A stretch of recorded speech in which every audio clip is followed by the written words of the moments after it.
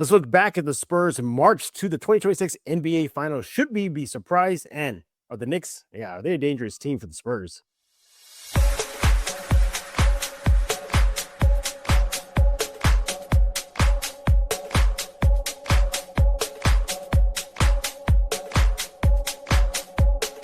Happy Monday. Welcome back to Spurs in Focus right here on iTunes, Spotify, Apple Podcasts. The list goes on and on. YouTube Music, YouTube itself. Yeah, go check us out right now. Go subscribe. And we thank you for making Spurs in Focus your first and only spot for all things San Antonio Spurs. Ignore the rest. Come here to Spurs in Focus every day, every time you want to talk silver and black. Substack, completely free. Spurs in Focus Substack. Go check it out right now. Subscribe, hit that button, and you're part of the crew just like that. Go do it right now. My name is Jeff Garcia, longtime Spurs writer in San Antonio. What are we talking about today? Well, first of all, I think everybody's still beaming, right? Yeah, Spurs in the finals. What? Yeah. Look back at the beginning of the season, preseason, and they'll be okay. They'll be good, but they're just not there yet, right? Right? Wasn't that the vibe? We're going to be asking the question, should we be surprised that this young team is one of two teams left standing? And then we're going to talk about the upcoming opponent, the New York Knicks. And again, the big question is, are they a dangerous team? Are Spurs fans, are we sleeping on them? Should we be sleeping on them? What do some of the numbers show us? What are some of those X factors? We're going to get into all that and more right here at Spurs in Focus. We're in our guest. And everybody, yes, I am perhaps announced I have Shrek coming on. Yeah, Shrek is here. You don't believe me? I'll bring him on right now. Look, there's Shrek. See?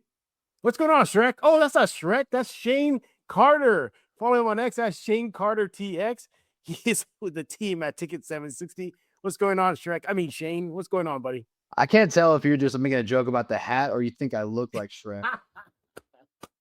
I would rather look like Puss in Boots. Right, here you go. Well, first of all, I'm messing with Shane. But before we hit record for the show, I told him, that hat is more than welcome on this show because look at the freaking background here. Yep. So, Shane, welcome back, buddy. How you been?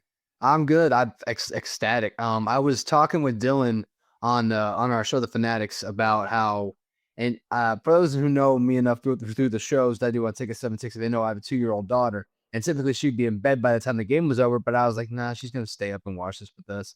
And whenever like I'm getting like excited in the last 6 minutes as it's counting down, she's over here like gonna be like eyes wide open, like is Dad okay? Is Dad okay? And then I kick her up and swing her around, and like she starts laughing. She's like, okay, Dad does okay. Yeah. No, I am in an elated mood. But I was I remember I was actually texting you before the game.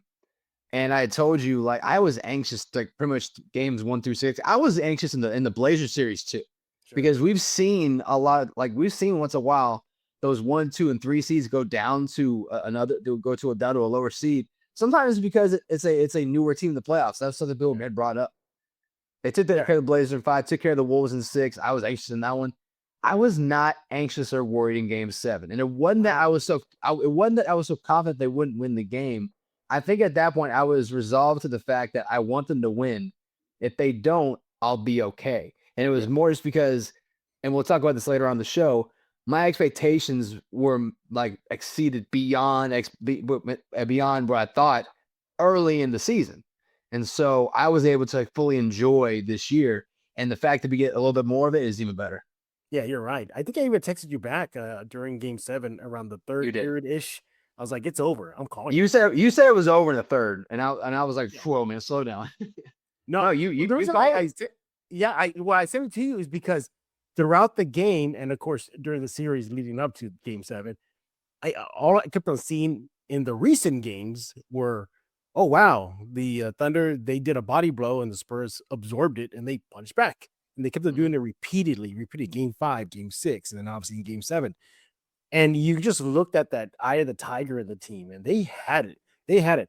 I mean, the way Dylan Harper attacked the basket for that little cleanup work that he put back that shot. Oh, that putback was huge. That Cornette running like at flash Gordon speeds, to get the block on Hartenstein. Those little things like that told me a lot. Like this team wants it.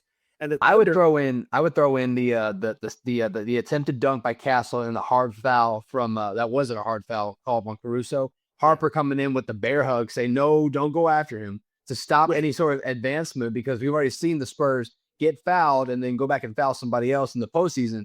That was a veteran move from Dylan Harper. So I give him credit for that.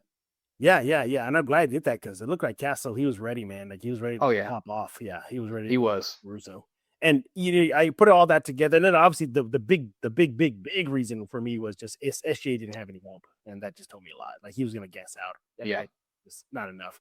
So that's why I called it in the third. But let's talk about that. Let's talk about it. So they got the W. They're in the NBA Finals. Got the Knicks coming up. More on that a little bit. The big question here, Shane, should we be surprised? Is this really that shocking to see this young team, one of two teams left standing? So it's only a surprise if your expectations where they were coming into the season, if they didn't alter at all. I've been saying this for months, and I remember when I predicted this, I told Andy Everett and I told Dylan and even Puma, Sam Freeze, I told all of them at different points, hey, I think this team right now, topping off where they're at, I think we're talking about a 45-37 team that's a competitor next year. Okay. What changed for me was, and I've been making fun of it, but this year was just different. The NBA Cup. That game against the Thunder where they took down the defending champions, they took them down convincingly. And then even though they lost that game against the Knicks, I think the world saw it because a week later they play on Christmas and they beat the Thunder again. And at that point, I'm saying, okay, I think at that point they were like they played 30 games. I think they were like 20-10 or something like that. I remember the record. It doesn't matter. But at that point, I was like, okay, I've undersold this team. This team is deep. This team is ready to go. This team, honestly, could go, and it could go 10 deep. And for the most of the playoffs, we saw that 10 deep lineup. And so at that point, I was like, okay, I'm wrong. And I'm happy to be wrong. Because I said, okay, they're a 45-37 team at best. I think they might be a 5th seed, maybe a 6th seed. Like they're better than the play.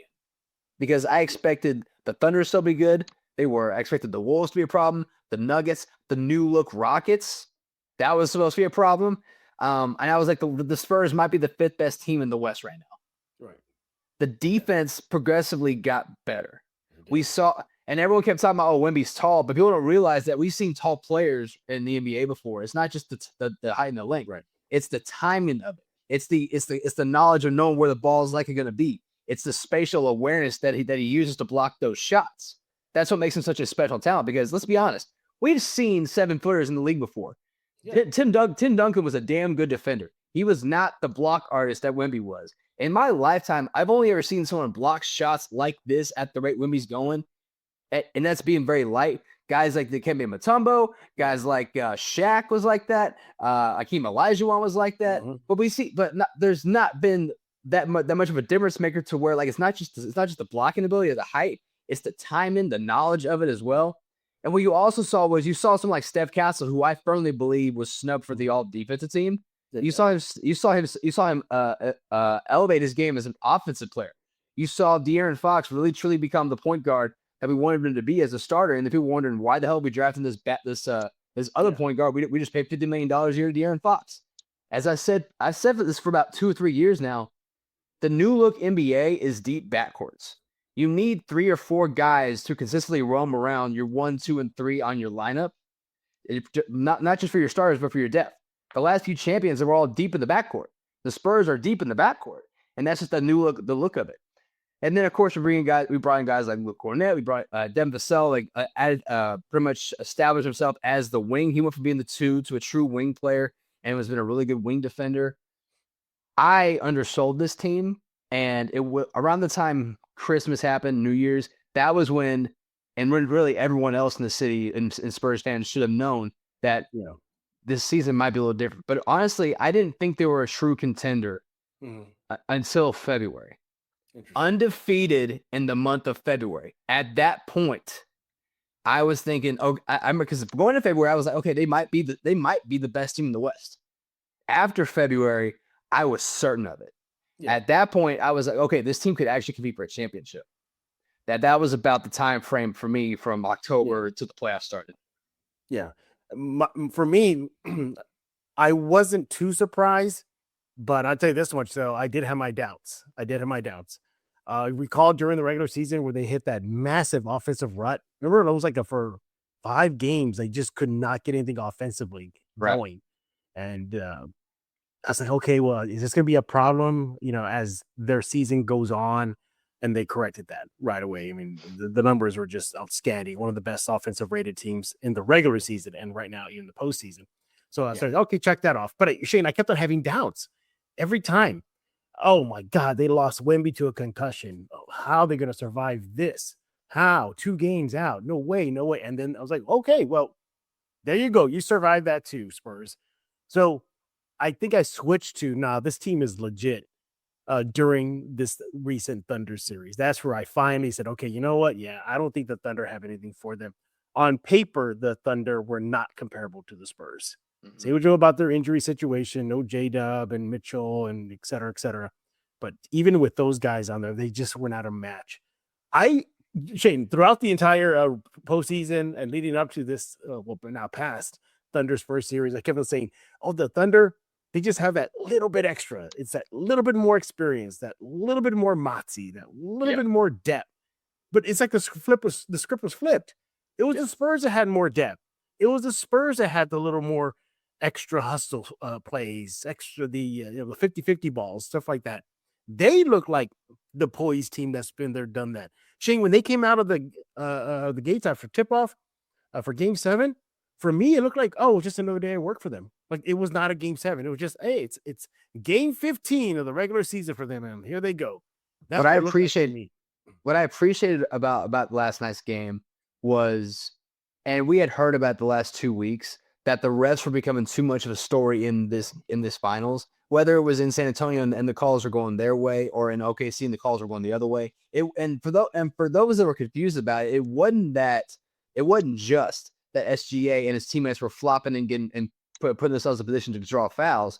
It was that when the Spurs show that same tenacity and aggressiveness, they're being called for the stuff the Thunder weren't being called for. So the crew that covered Game 7, they allow both these teams to beat the hell out of each other and call it evenly. And I give them credit for that, because when the refs are doing that evenly, at that point, if the Spurs lose, you can't blame it on the refs. No, because the calls were going both ways, and they're also being not called both ways. And I can respect the game where if the refs are letting them play, at least if it's even. So I think that was also a facet of that game that I thought was appreciated. Also, shout out to Eric Corgi. All 7 games, that damn dog got it right. Awesome.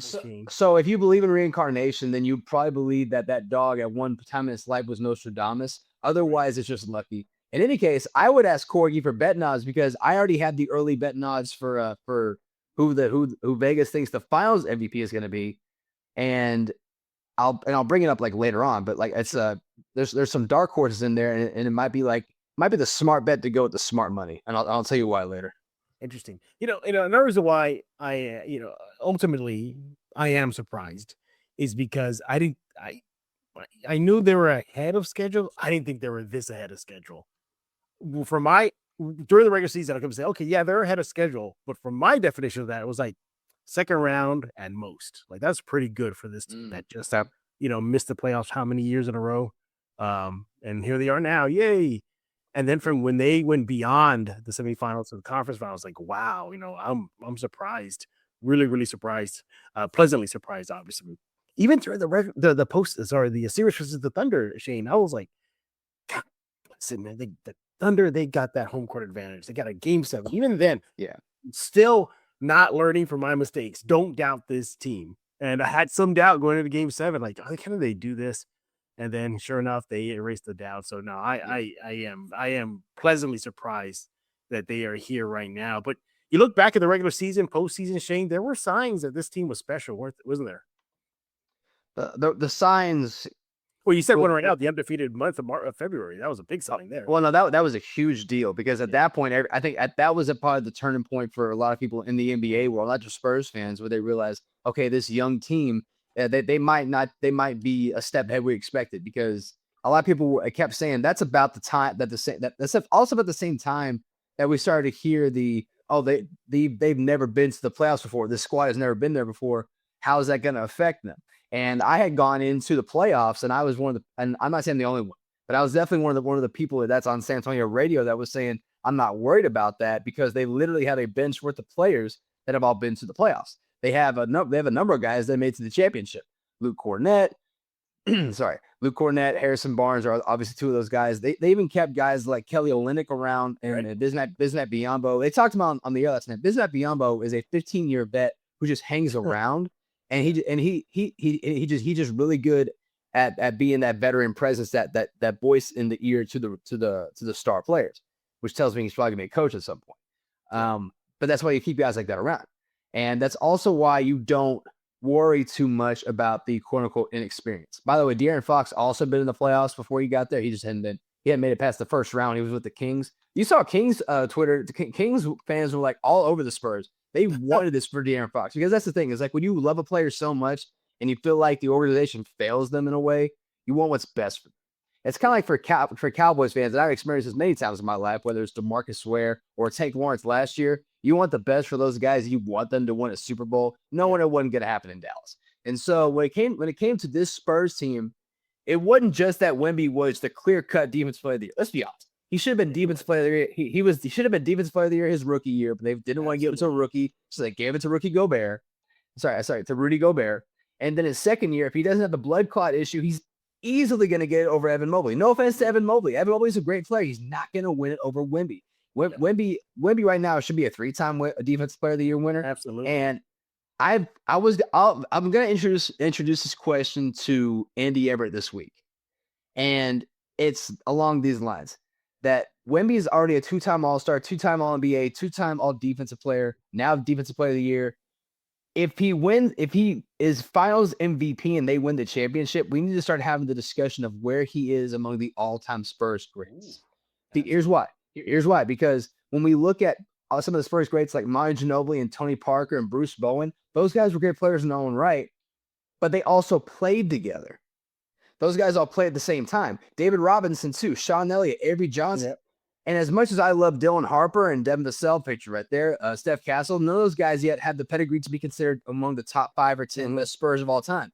If Wemby leads his team to a championship and he's the Finals MVP, I think there is a legit case that not only is he a top 10 Spur of all time, we might talk about top 5. Because as much as we love guys like Tony Parker has a Finals MVP, but he was also part of a really, really good team. Mm-hmm. This Spurs team was not expected to go this far beyond a few people who thought maybe they had a chance. And once the playoffs started, like, because they had a really sloppy April. Let's call it what. At the end of the season in April, they played pretty sloppy. When they lost that game to the Nuggets, I'm like, oh crap, this is the worst time for them to fall off. And if Wemby wins the championship and a Finals MVP, at that point he's a 2-time All-Star, 2-time All-Defensive Team, 2-time All-NBA, Defensive Player of the Year, Finals MVP. Yep. That, and he's not even old enough to rent a car yet. He's barely old enough to drink unless you're in France, which you can drink by the time you're 16 or something like that. Right. At that point, we really like to start talking about, like, okay, is he a greater all-time player than, I don't know, no offense to these guys, Sean Elliott? Is he a greater all-time Spur than, and I would say he's still up there, Kawhi Leonard? I know people don't want to bring him up, but if you look at just Kawhi's tenure in San Antonio, it was really good. 2-time Defensive Player of the Year, Finals MVP. He's up there. Was he greater than Tony Parker?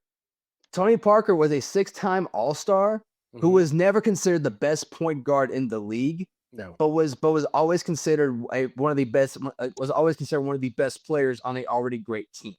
Manu Ginobili is considered by many to be, if not one of the greatest 6 men of all time. Like him and Jamal Crawford and Lou Williams are the names I always hear, right? Those 3 guys are always like, who's the best 6 man, right? Like those are the 3 guys.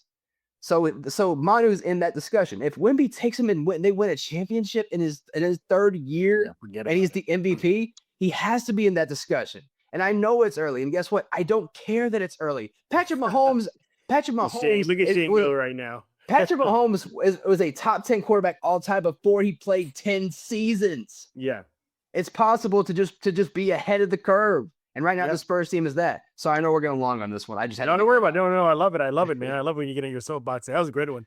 But no, you're absolutely right. And again, look, shame on myself for doubting this team as often as I did throughout the regular season.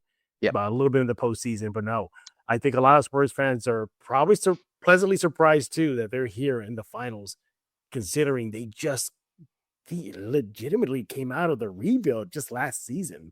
That's when they finally came out of it. If we consider the cutoff, yes. Yeah, and here they are now. But Yeah, hey, it could, yeah. Go ahead. I was gonna say because if Wemby and Fox don't get hurt, maybe they make the play-in last year. There you go. Yeah. So this year, I guess if you want to just count it because they made the playoffs as the end of that rebuild, sure. I consider the end of the rebuild, honestly, the first year we got Wemby, and everything after that was just a reload, and then this is the payoff year.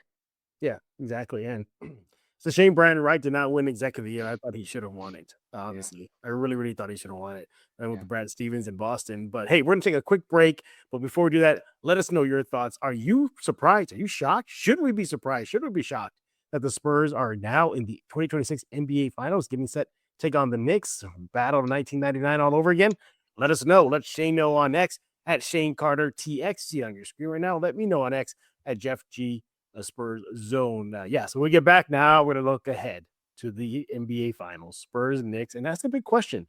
Should we be, worried? Is this Knicks team dangerous? Let's talk about that coming up next.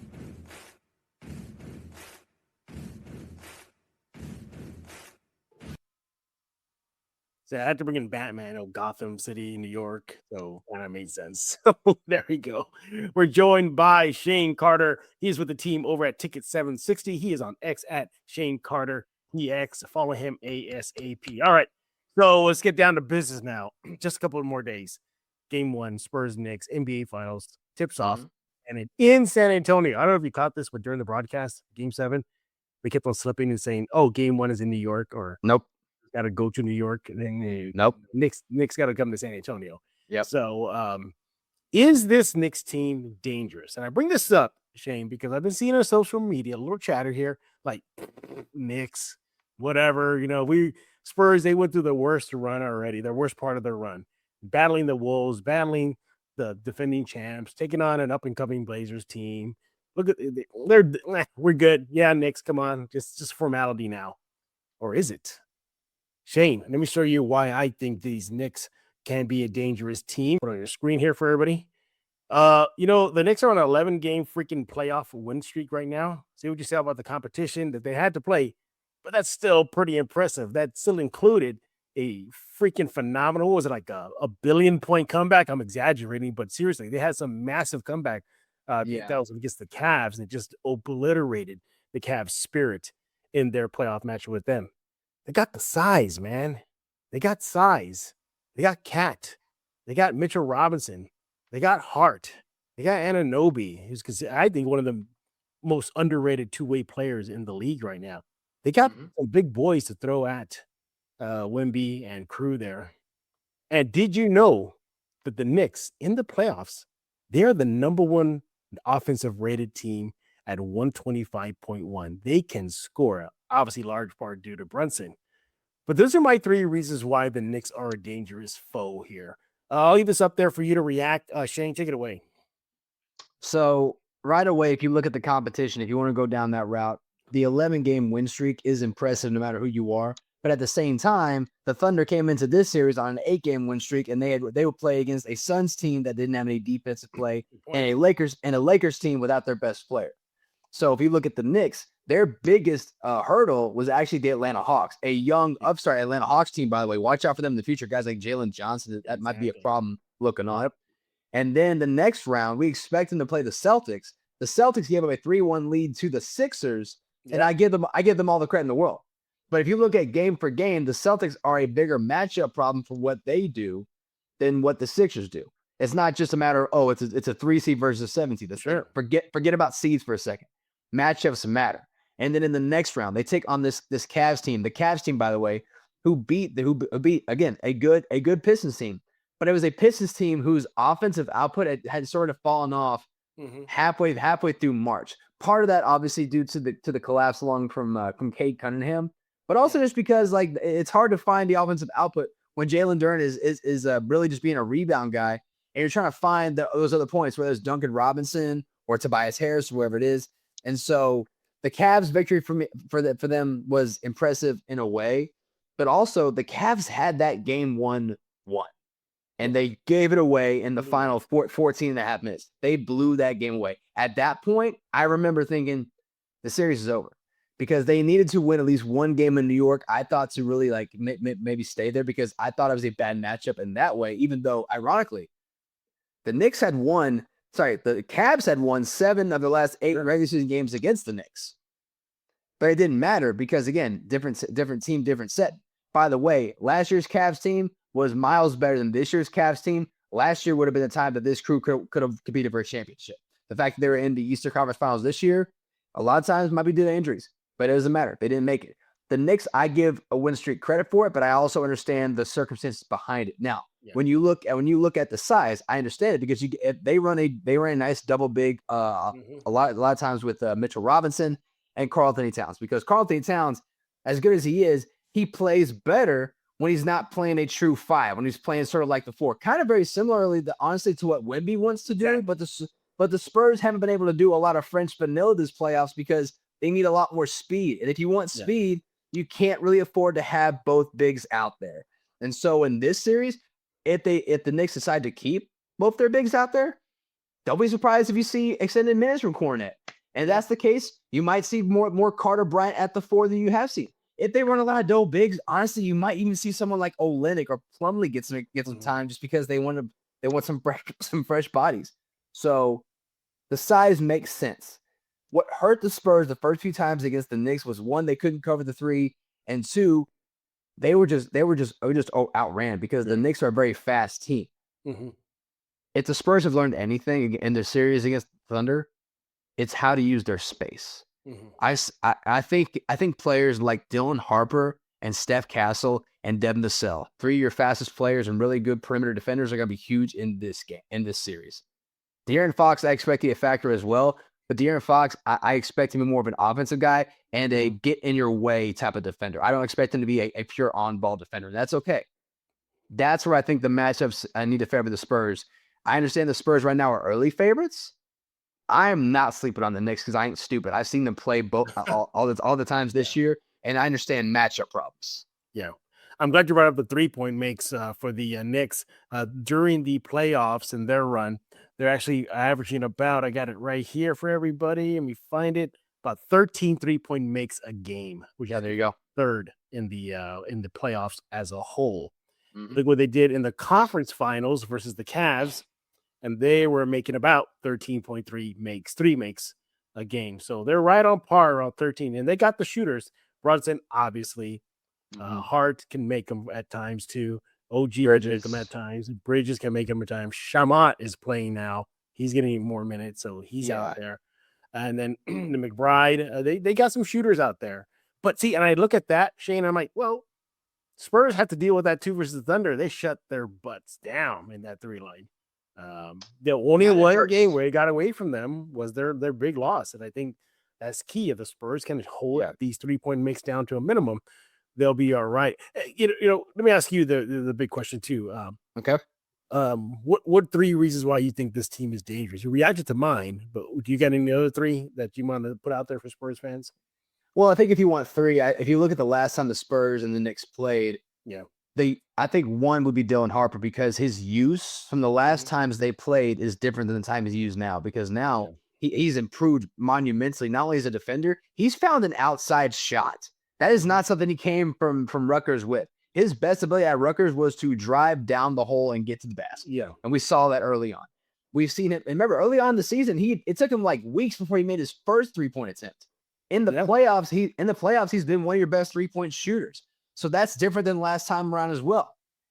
On the other end, also, if they're going to run double big and the Spurs want to run French vanilla, that's a good sign, because that means you can get some rest from some of your wing players. Julian Champagny, Devin Vassell, even Carter Bryant, who I expect to play some at the 4. If they want to run double big, honestly, I say let them, because what that does also is it allows you to play Kornet more in the 5 and let Wemby play more in the 4, very similar to what the Knicks do with Cat. And if we're looking at the last one, what I also think is, and this is going to be very, very key, we've seen what the Spurs do when they don't have De'Aaron Fox out there, when they have to run with Dylan Harper and Steph Castle. I love them to death, but the ball handling has been an issue. If the Spurs are able to control the ball, because that's been a big if. When they give the ball up, they've shown the ability to let the other team go on runs. But I also know this Knicks team has also been a team, if you look at the Cavs series, and even against the Hawks, they're a team that you can get runs on them as well. The Spurs, other than in game, I believe it was game 2, when the Spurs have an early lead on you, when the Spurs have a lead on you the last through halftime, they don't really give that up. I know they had a 15-point lead in Game 5, but that was through the first quarter, and they didn't look back at that point. Right. If the Spurs can maintain leads through halftime, they've shown they can close out games. Mm-hmm. And I think against a Knicks team who I think is really good at really capable of coming back. Yeah, so if you look at the way the Knicks played the Hawks, a team that can match them size for size and even speed for speed, if they're able to maintain leads, because if the Spurs, unfortunately, have had a history of giving up leads if you give up early in the quarter. Look at the Wolves, I believe, in Game 2 or Game 3, and then the Thunder a few times this series, that a lot of times if you give up the lead and they fall behind, you're unable to come back in that. But you've all seen the Spurs maintain leads they held on to. If the Spurs ever hold on to this lead against a team like the Knicks, and they don't fall back in the wayside the way the Cavs did, they can beat this team, because the Cavs, no offense to them, they don't have the same offensive defensive output this Spurs team does. Mm-hmm. Yeah, is that Eric Corgi in your yard right there? No, that's wannabe Bluey. Who said wannabe Bluey? Yeah, I wouldn't be surprised if Shane kidnapped Eric Corgi and was like, "All right, tell me the odds now. Who do you got? So I can run to Vegas and put my bet down." No, I'll kill his side. Yeah. But those are great points. Yeah, exactly. And I'm glad you brought up about the Spurs holding on to leads. Got some numbers here for you. And so in the third period throughout the playoffs, coming out at half, so we're using that as a baseline here, the Spurs are actually third in offensive rating at 124, and defensive rating, my God, they put the clamps on in the third period. They're the second best defensive rated team in the playoffs at 98.4.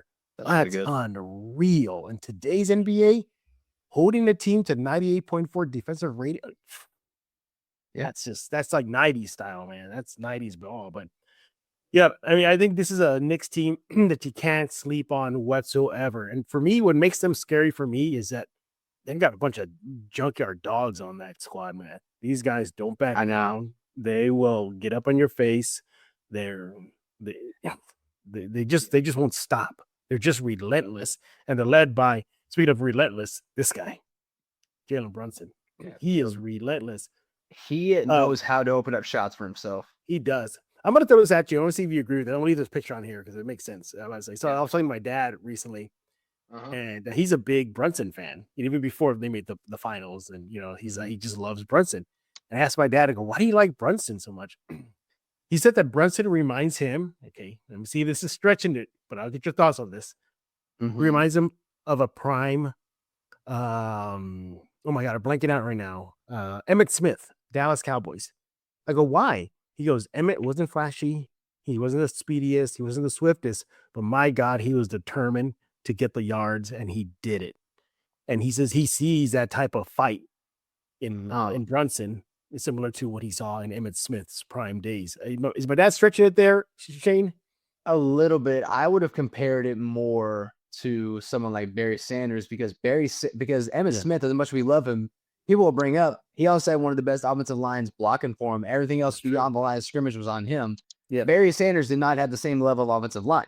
He had to make a lot of that stuff himself, whereas Jalen Brunson, again, who's like, 6'2", 175, he has good teammates. A lot of the shots he makes is just based on his own skills. He has to go through guys who are taller and longer than him and find the crease in there and get the shots himself. So I get where he's coming from. But I want to throw this at you because I know we're stretched for time.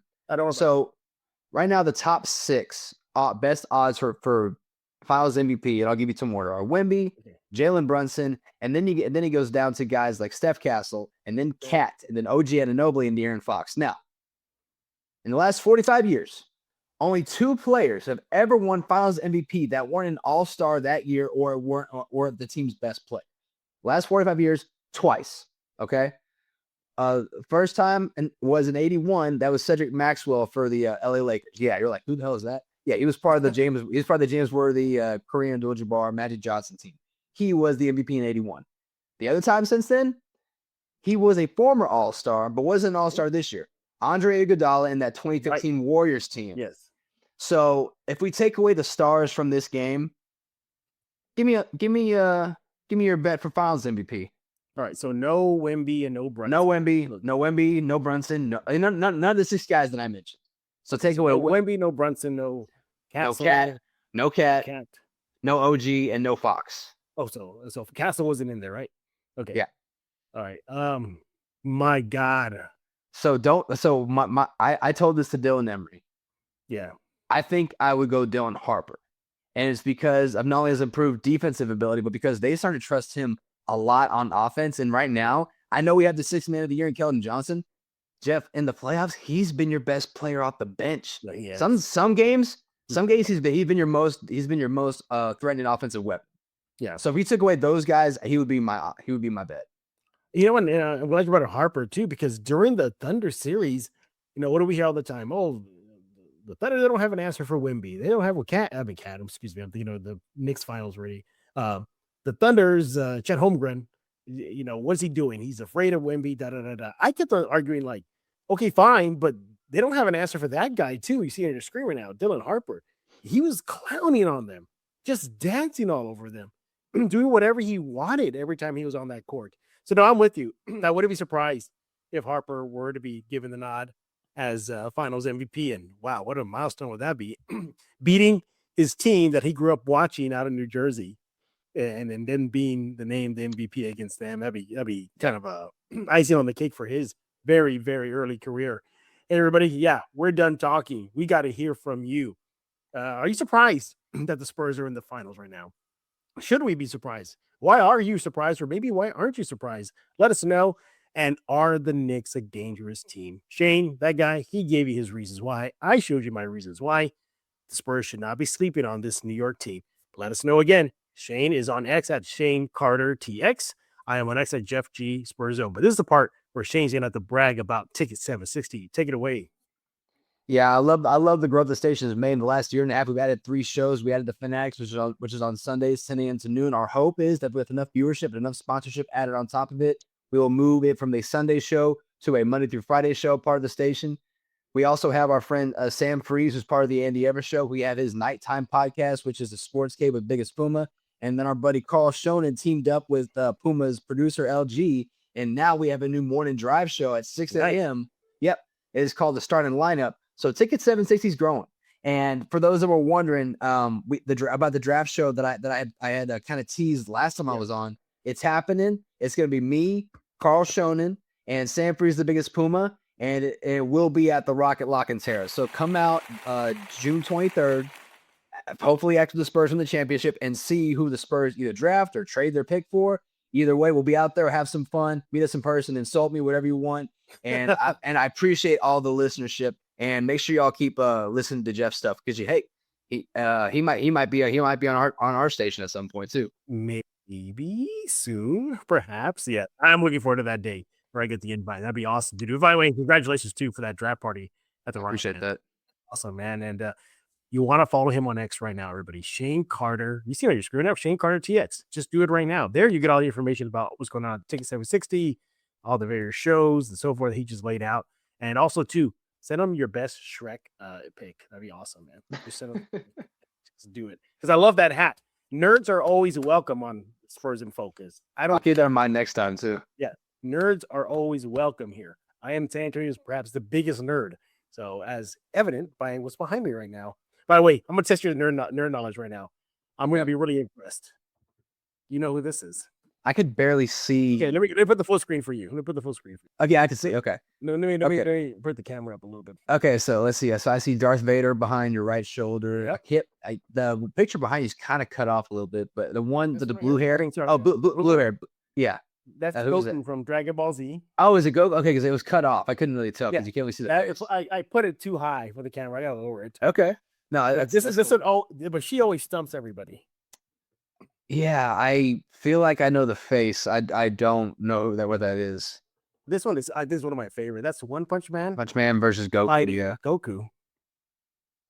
So that's always like kind of in my fantasy world there, who would win. But this young lady right there is from. It's a deep dive, Shane. It's a very deep dive. It's from the video game. Come on, help you out here. Starts with J. I mean, her name starts with a J. Ring a bell yet? Jinx. Yeah, it was League of Legends. Okay, I've heard of the game. I never played League of Legends. Yeah, that's where she's from. She's one of the most popular characters on there. Her name is Jinx from League of Legends. By the way, I highly recommend everybody, if you have Netflix, go check out League of Legends. Just season 1 only. Season 2 was, but season 1 is just phenomenal. So Go check it out. And the animation is just insane. So there's your little nerd segment right there, everybody, as we tell Shane, thank you so much again, Shane, for taking time out of your busy schedule to join us here at Spurs in Focus. We have an open door policy for you, Shane, anytime you want. Appreciate it. And everybody else, we thank you all for making Spurs in Focus your first and only spot for all things San Antonio Spurs. Seriously, you want to come here first every time, every day. You want to hear some silver and black talk? It's right here at Spurs in Focus, your first stop again for all things silver and black. And subscribe to us on YouTube Music.